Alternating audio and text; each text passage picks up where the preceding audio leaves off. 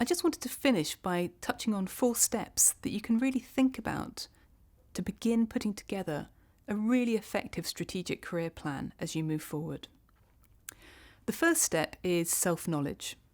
Have you really honestly thought about what your skills are and perhaps what your weaknesses are? Have you thought about where it may be helpful for you to perhaps pick up some additional skills, some additional learning, or even begin to actively review and audit what your network looks like and how people around you view you?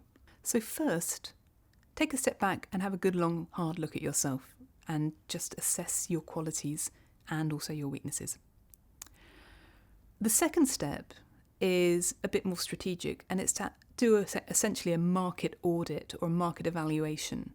So where would your skills or interests fit in a current market? So what have you currently got to offer the market? The second is, and this I think is a really important one, is what kind of environment do you want to work in? What kind of life balance do you want? Quite often we are so focused on the professional elements of our career that we forget that we're also human beings as well, and that we have to be, to a certain extent, comfortable and motivated to work in the environment we're in. And then, having thought about those 2 points, ask yourself, well, if I were to go into the job market now, if I were to think about where I would like to go now, either within my current organisation or externally, what actually are my current options? Am I really on a promotion track? Have I been given a signal that I should be thinking about other things? And again, this requires you to a certain extent to be honest, but also to seek feedback as well. And then finally, think about what are my transferable skills. We often are so focused on the job that we have and the role that we have that we actually are unaware that a number of the skills we have are eminently transferable to other organisations, other industries, other ways of working. Step 3 is to actually now think about some strategies. And to have some strategies about where your career is going to go, the first thing you need to think about is, what's my goal? What kind of thing can I see myself doing in the future? What is it that's going to interest me and keep me engaged through the next phase of my career? And again, this requires you to be reasonably honest with yourself.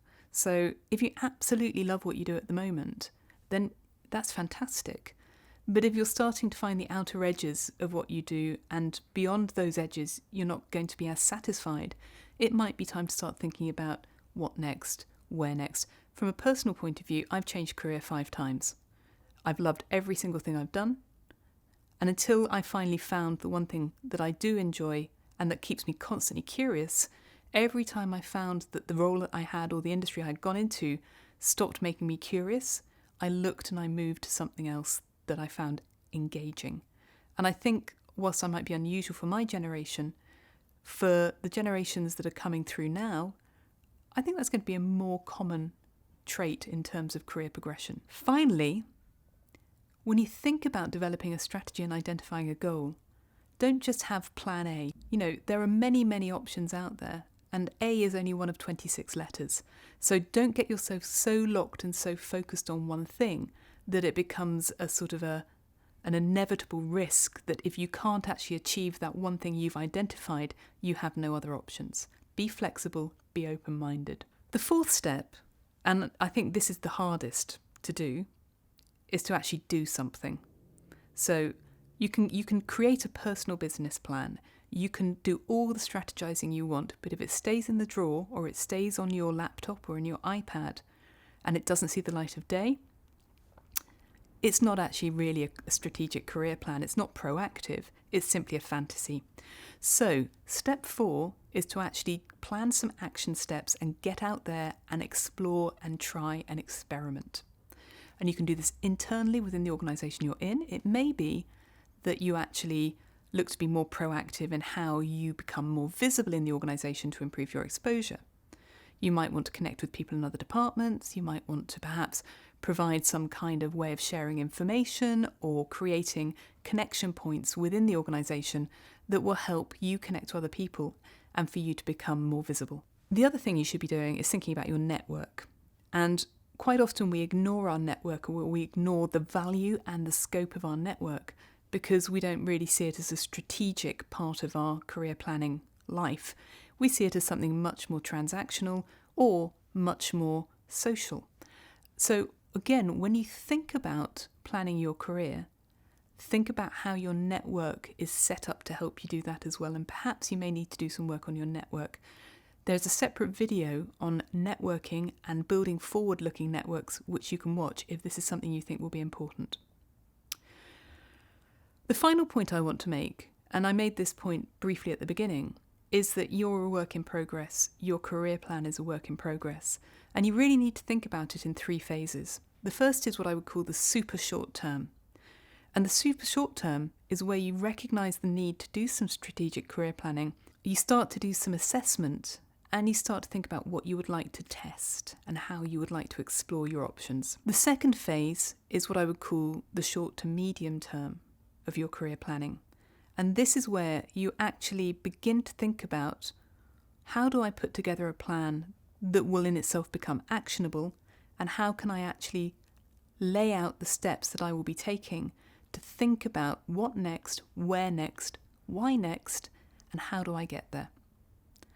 Finally, you should also have your eye on a long-term career plan.